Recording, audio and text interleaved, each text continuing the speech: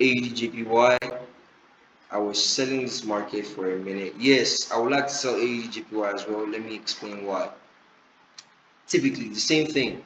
The market moved from here all the way here, moved back here, came back down, and now it's here again. Now, coming up here, what is it showing us on the weekly time frame? On a weekly time frame, this market is showing us that it's coming to the downside, right? Came here, sold all the way here, did a double bottom. We're expecting, okay, double bottom is supposed to give us, another high, right? The market should have done maybe something like this, double bottom, and then giving us a high. But it did not do that. Instead, it gave us a low, and these are weekly candles, right? This is not a daily candle. That's something you have to consider. These are weekly candles. So this just tells me that buyers are not strong enough to push this market higher, and now sellers are in control from this region, right? So sellers are shorting this market. It's going crazy. It's going down and down and down, and now we're in daily time frame, and daily time frame is showing us, pretty much the same thing.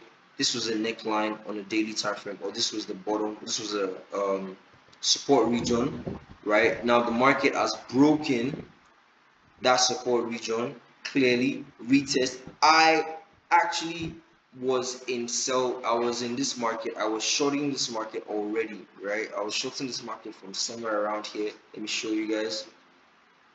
Yep. And it just came to wick me out. So the market came and whipped me out, took me out, and now it's selling. Right, the week just opened. Today is already Monday. It's Monday, and the market is already selling. So I should actually jump into this market. This. I'm going to trade this market. So I will take the trade in a minute. AUDJPY. I'm going to short AUDJPY because it's moving. Wow, this market is moving. It's not even waiting. It's not waiting for nobody. I'm going to take this trade again. I'm going to take this trade again because it is, this is clearly my entry signal. Everything fits my criteria. So we're going to be taking the AUDJPY trade as well. But my criteria for entry, this is beautiful, amazing, right? Look at this. You guys should look at this. This is everything you need to enter a trade. Right now, this market just gave us a left shoulder, a head, and a right shoulder. Broke out of this, came down, retested it, and is rejecting it nicely. Ideally, this is what I'm going to trade. This is exactly what I'm going to trade on this market.